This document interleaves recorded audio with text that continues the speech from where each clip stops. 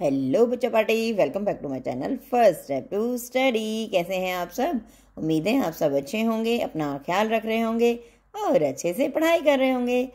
हमारी पढ़ाई भी हम शुरू करते हैं। आज का जो हमारा टॉपिक है बच्चों, वो है हिंदी व्याकरण का कारक मीन्स केस। इस लेसन में आज हम पढ़ेंगे कि कारक क्या होते हैं, कितने प्रकार के होते हैं और वो कौन कौन से होते हैं, और उनको इस्तेमाल करके हिंदी व्याकरण से हमारे जो वाक्य बनते हैं, जो सेंटेंस बनते हैं, उनमें क्या डिफरेंस आता है और उनसे क्या क्या वाक्य का परिवर्तन जो है वो हो जाता है। एक वर्ड जो हमारा, एक कारक जो है, एक केस जो हमारा है, वो इस्तेमाल करने से, वो यूज़ होने से वाक्य में क्या क्या परिवर्तन हो सकता है, वो आज हम इस लेसन में पढ़ेंगे। तो शुरू करें।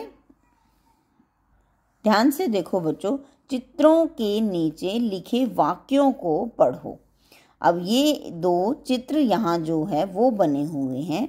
एक चित्र में क्या है? धोबी गधे डंडे मारा। इस चित्र में क्या है? धोबी है, एक मैन है, एक आदमी है जो गधे को डंडे से मार रहा है। लेकिन हम इनमें सेंटेंस में हमने क्या देखा? ये जो पिक्चर थी, जो हमने बोला, इस पिक्चर को देखकर, इस चित्र को देखकर हमने बोला, क्या बोला? धोबी गधे डंडे मारा। अब हमने इस चित्र को देखकर इस वाक्य को, सेंटेंस को पढ़ा। कैसे पढ़ा? धोबी गधे डंडे मारा। लेकिन क्या ये सेंटेंस हमें सही लग रहा है? नहीं। कैसे? धोबी ने गधे को डंडे से मारा। अब इसमें हमने कौन कौन से कारक चिन्हों को, यानी सिंबल्स को, कौन कौन से? ने और से को इस्तेमाल किया। कैसे? धोबी ने गधे को डंडे से मारा। इसमें ने और से जो है वो हमारे कारक चिन्ह है। किस तरह से इस पिक्चर में जो हमने जो वाक्य पढ़ा, जो वाक्य लिखा हुआ था कि धोबी गधे डंडे मारा को, किस तरह से उस वाक्य को पूरा किया गया, किन किन चिन्हों को यूज करके? ने और से। और सेकंड जो पिक्चर है हमारी, घोड़े गिरकर सिपाही टांग टूट गई। अब घोड़े गिरकर, घोड़े नहीं गिरे हैं। सेंटेंस अगर पूरा पढ़ोगे तो घोड़े गिरकर, घोड़े नहीं गिरे, क्योंकि घोड़ा तो हमारा है ही एक। इस पूरे पिक्चर में घोड़ा हमारा एक है, घोड़े नहीं है। पहला तो यही मिस्टेक है। ओके, नेक्स्ट से घोड़े गिरकर, घोड़े नहीं गिरे। सिपाही टांग टूट गई। अब गिरा तो घोड़ा, सिपाही की टांग कैसे टूटी? इन वाक्यों में जो मिस्टेक है, जो हमारे चिन्ह जो हमने यूज नहीं किए, उसकी वजह से जो सेंटेंस में गड़बड़ी है वो क्या है? घोड़े से गिरकर सिपाही की टांग टूट गई। अब समझ में आया? यानी इसमें से और की जो है वो हमारे कारक चिन्ह हैं, वही हमारे क्या होते हैं? कारक होते हैं। कारक यानी केस होते हैं, जिनको हम इस्तेमाल करके क्या कर सकते हैं? वाक्य को स्पष्ट रूप से कह सकते हैं। अब घोड़े से गिरा है व्यक्ति, कौन? सिपाही जो है घोड़े से गिरा और उसकी टांग टूट गई।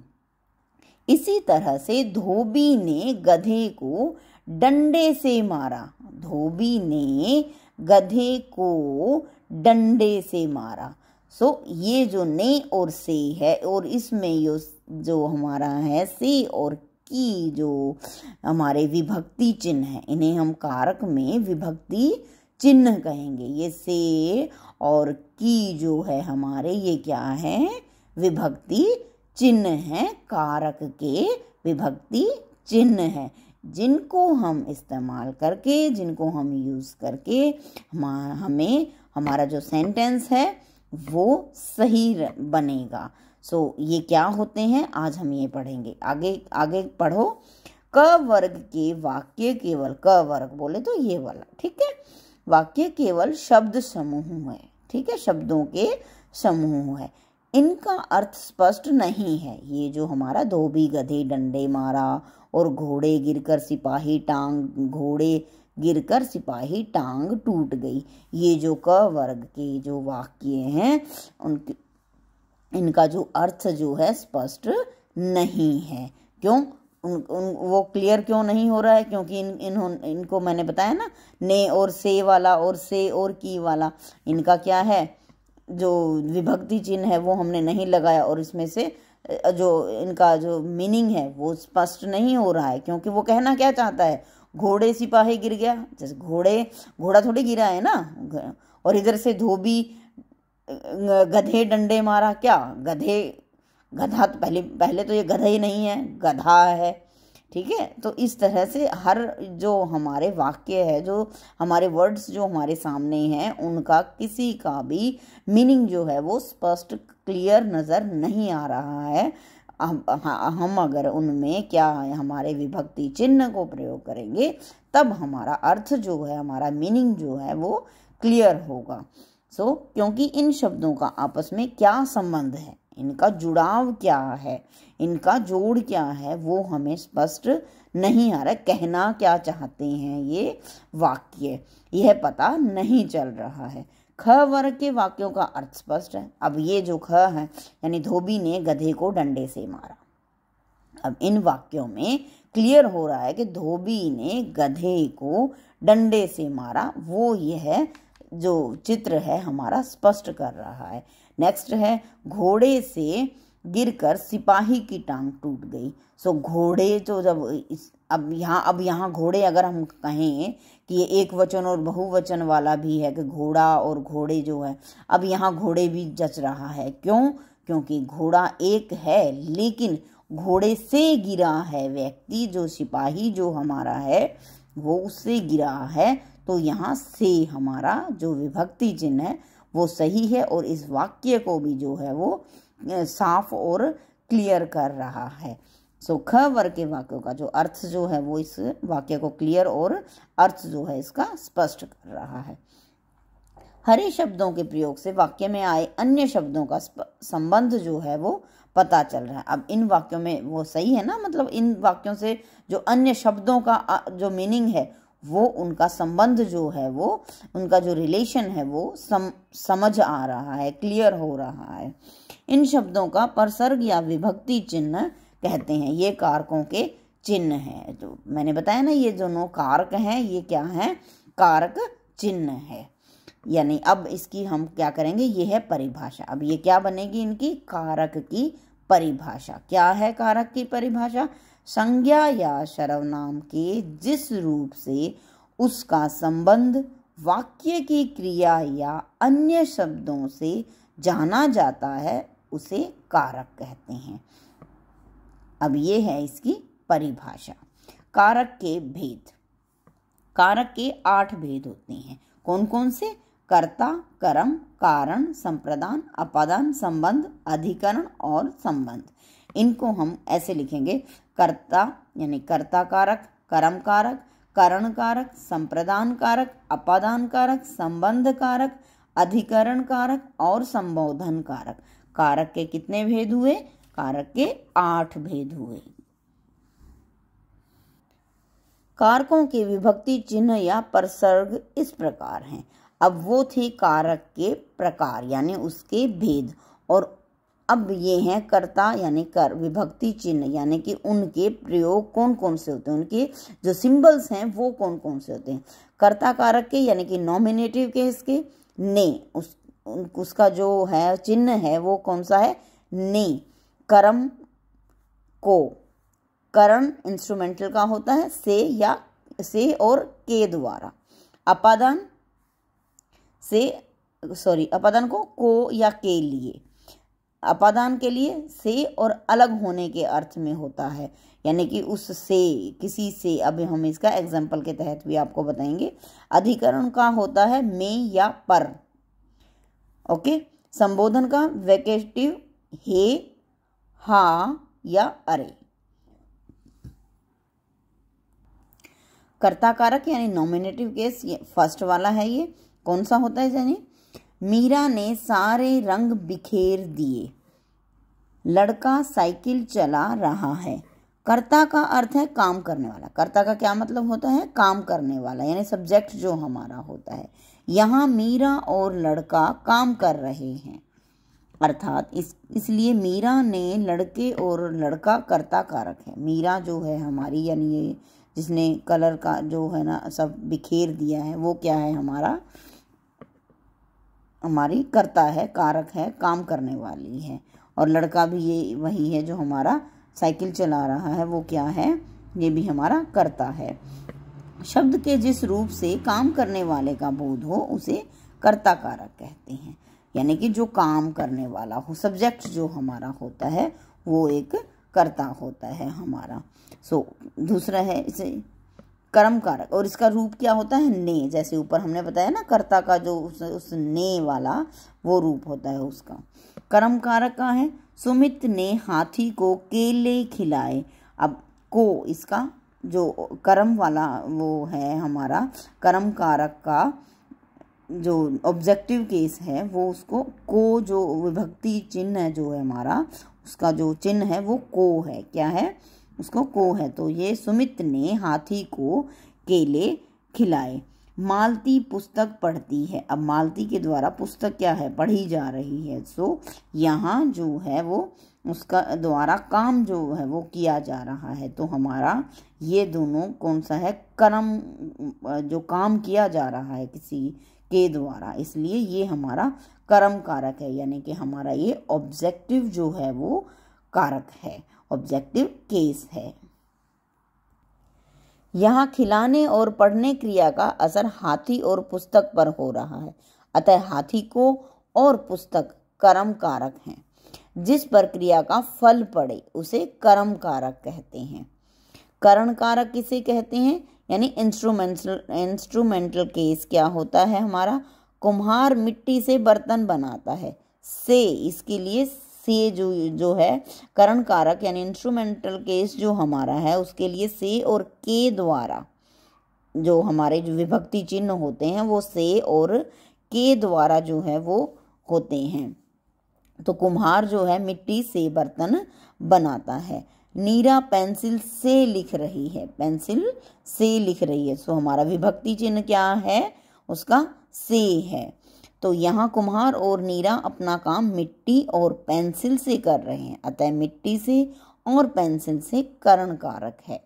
कर्ता जिस साधन से काम करता है, कर्ता जो हमारा सब्जेक्ट जो हमारा है वो जिस चीज से काम करता है उसे क्या कहते हैं, करण कारक कहते हैं। संप्रदान कारक क्या होता है, डेटिव केस जिसको हम बोलते हैं। संध्या पूजा के लिए फूल लाई, माँ ने बच्चे के लिए खिलौने खरीदे। यहाँ संध्या और माँ क्रमशः पूजा और बच्चे के लिए काम कर रहे हैं, अतः पूजा के लिए और बच्चे के लिए संप्रदान कारक है। कर्ता जिसके लिए काम करता है उसे संप्रदान कारक कहते हैं। अपादान कारक यानी एब्लेटिव केस क्या होता है, सिपाही घोड़े से गिर पड़ा। अब ये घोड़े से गिरा यानी कि जैसे जिस तरह से हमारा वो था सिपाही घोड़े से गिरकर टांग टूट गई, ये वाला अपादान कारक वाला। पेड़ से आम गिर पड़ा। यहाँ सिपाही के घोड़े से और आम के पेड़ से अलग होने का पता चलता है, यानी कि आम के जो पेड़ जो है उससे आम जो है वो अलग हो गए हैं, ठीक है। अतः यहाँ अपादान कारक है। संज्ञा के जिस रूप से एक वस्तु का दूसरे से अलग होना पाया जाए उसे अपादान जो है वो कहा जाता है, यानी कि किसी चीज से अलग हो जाना, एक चीज से दूसरे चीज से दूर हो जाना, अलग हो जाने को, यानी कि उसे से मतलब से वाली सेंस में आएगा वो उसे क्या कहेंगे हम, अपादान कहेंगे, एब्लेटिव केस जो है वो कहेंगे। संबंध कारक क्या होता है, यानी जेनेटिव केस क्या है, राजू की माँ बीमार है। अब संबंध कारक को हिंदी में अगर कहेंगे रिलेटिव केस जो तो जेनेटिव केस जो है वो राजू की माँ बीमार है, यह मेरी गाय है। यानी इसको अगर हम इंग्लिश में हम कहें यह दिस इज माय काउ, सो यह किसी से रिलेशन में है, यह मेरी गाय है। सो यहाँ राजू की माँ से और मेरी का गाय से संबंध पता चल रहा है, अतः राजू की और मेरी संबंध कारक हैं। संबंध कारक कौन सा हुआ, यानी कि जेनेटिव केस। यानी इसके अंदर कौन कौन से जो विभक्ति चिन्ह है वो कौन कौन से आते हैं, का, की और के। सो इसके जो विभक्ति चिन्ह हैं वो कौन कौन से हैं संबंध के, जेनेटिव के, का, की और के।